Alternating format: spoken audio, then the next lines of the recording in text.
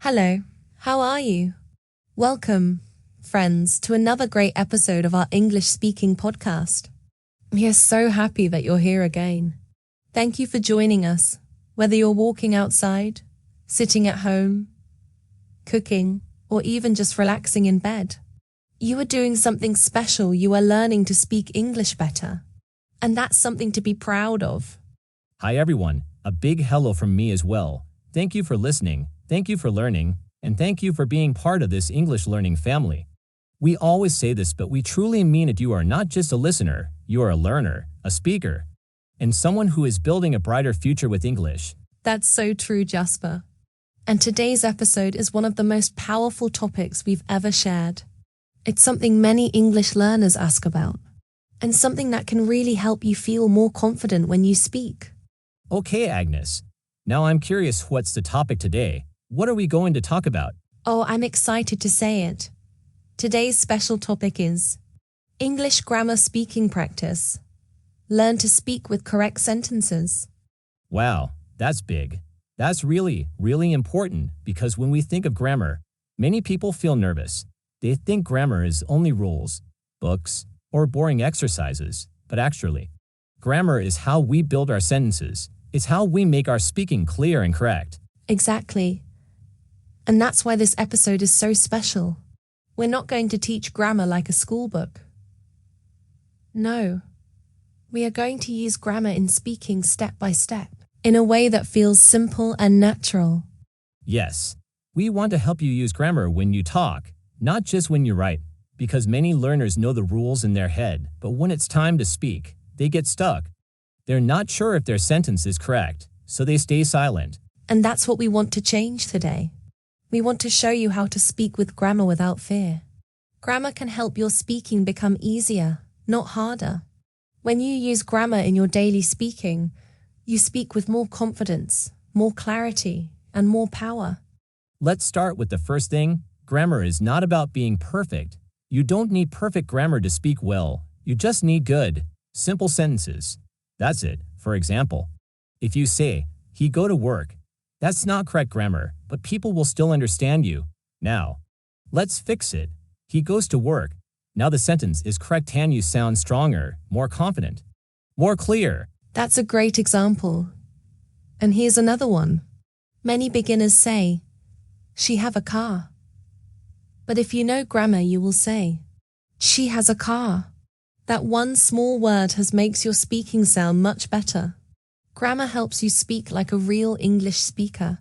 And you don't have to remember every rule. You just need to practice the small things again and again, so they become natural, like brushing your teeth. You don't think, you just do it. That's what we want for grammar and speaking. Yes, and we'll help you do that today. Let's begin with a very useful grammar point. Present simple tense. We use it every day. It's for things that are true, for habits, for daily life. For example, I go to school. She eats breakfast at 7. They work in an office ... We speak English. These are everyday sentences. And present simple is easy to learn and easy to speak ... And remember the rule. For he, she, and it, we add s or es to the verb. He plays football. She watches TV. It rains in the morning. These little grammar details are important. They help you sound correct, and they help other people understand you better. Here's a fun exercise. I will say a verb. You try to make a sentence in the present simple tense. Let's try to like. Your turn. I like tea. He likes coffee. They like music. Now try to go. I go to the market. She goes to school. We go by car. Great! This kind of small practice builds strong speaking grammar. And now let's look at negative sentences. In the present simple, we use do not or does not. I don't eat fish. He doesn't play guitar. They don't like cold weather. This is also grammar, but it's useful, natural, and you can use it every day in real speaking. And don't forget questions. Grammar helps you ask better questions. Do you like music? Does she work here? Do they speak Spanish? These questions are correct and easy to use, and they help you start real conversations. So friends, as you can see, grammar is not your enemy. Grammar is your friend. It helps you speak clearly, confidently, and correctly, and that's what we want for you. We believe in you. You are already doing something powerful by listening and learning. You are not just studying, you are speaking. And you're getting better every time. Let's keep going and practice more grammar in real speaking situations. Yes, let's move forward. We've started with the present simple tense, and now we'll learn how to use it in real-life speaking. Let's imagine some common situations and we'll use present simple grammar to speak in those situations. Let's say you're introducing yourself to a new friend. You can say, "My name is Ahmed. I live in Kabul. I work in an office. I speak a little English." Simple, right? But it's powerful. It's real. And it follows correct grammar. Yes. And let's say your friend asks you about your daily life. You could say, "I wake up at 6 a.m. I eat breakfast. I go to work. I come home at 5. These are great sentences. And if you use the grammar we learned he, she, it plus, s. You can also speak about other people. My sister studies English. My friend plays football. My dog likes milk. Here's a very helpful tip for speaking. Practice short dialogues. Talk like this. A. What time do you get up? B. I get up at 7. A. Do you drink tea in the morning? B. Yes, I do. I drink green tea. Now change the subject. A. Does your brother work? B. Yes, he does. He works in a bank. This is how grammar comes to life. Not in a book, but in conversation. That's a great point. And now let's look at another grammar point that is very useful in speaking, the present continuous tense. This is for actions that are happening now. You use I am, he is.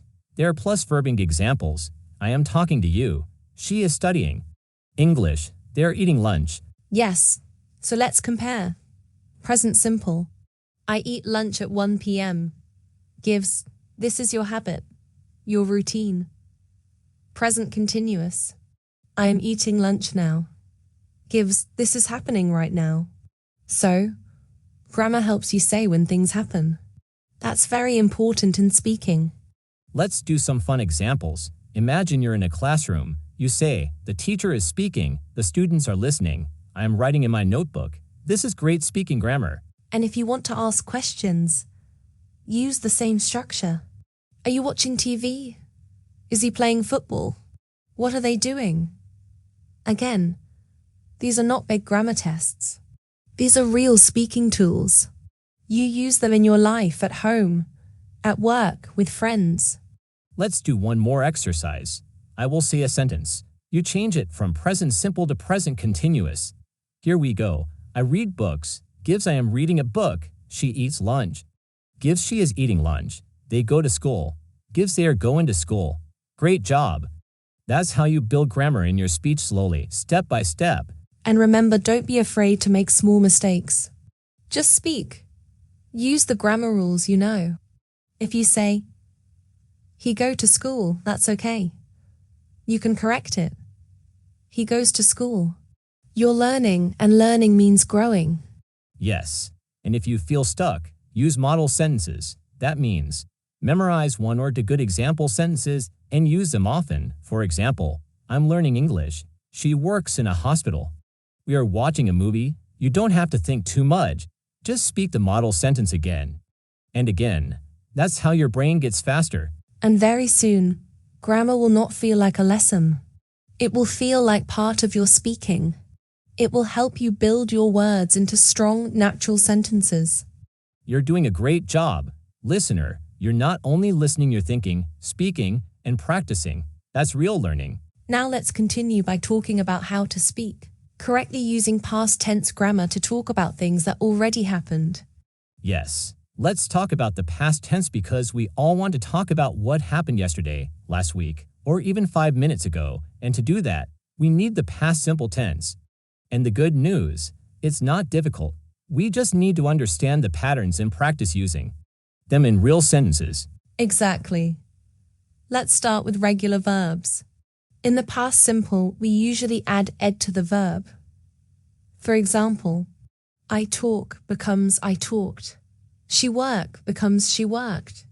They play becomes they played. Simple, right? Now let's try those in full sentences. I talked to my friend yesterday. She worked at the office last night. They played football after school. Great examples, Agnes. But we also need to talk about irregular verbs. These verbs don't follow the ed rule. They change in a different way. For example, go becomes when eat becomes ate. Buy becomes bought, so we say, I went to the market. She ate breakfast at 8. We bought some bread. Yes.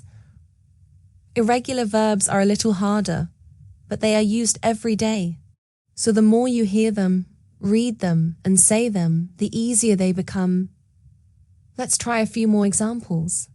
I'll say the verb, you say the past tense. Take gives took.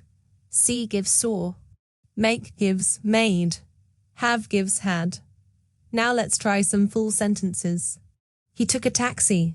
They saw a movie. We made dinner. She had a cold. Beautiful. And now, let's talk about negative sentences in the past. We use did not or didn't plus base verb. The verb does not change after didn't. For example, I didn't go to work. She didn't eat lunch. They didn't play football. Not. Didn't went or didn't ate. Just. Didn't plus base verb. Always. Yes, that's a very common mistake. But now you know the rule. Let's also practice questions in the past tense. We use did plus subject plus base verb. Examples. Did you go to school yesterday? Did he eat breakfast? Did they watch the game? You see? These are real questions we use every day, and they all follow the same pattern. Let's practice with a mini conversation. Try to listen and repeat after us. Did you go out yesterday? B. Yes. I went to the mall. Did you buy anything? B. Yes. I bought a t-shirt. Try that again in your own voice. It's simple, useful grammar for speaking. Here's a fun exercise. I will say a sentence in the present tense. You change it to past tense. I eat rice. Gives, I ate rice. She goes to work. Gives, she went to work. They play games. Gives, they played games. You can pause and practice these out loud. It's okay to say them again and again.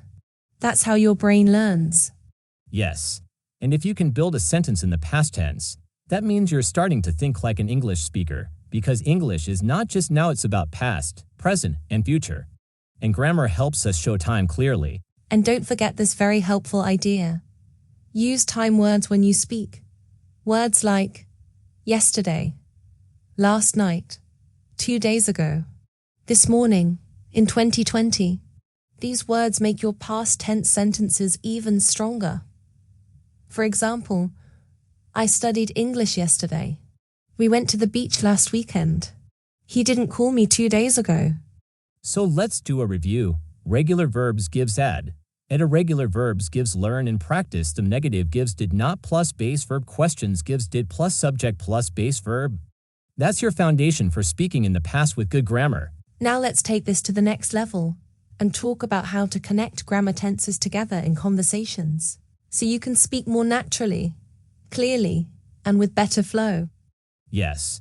Now let's talk about one of the most important skills in speaking, connecting grammar together. You see, in real life, we don't only speak in one tense. We move between past, present, and future all in one conversation. Let me show you how. Imagine I'm telling a story.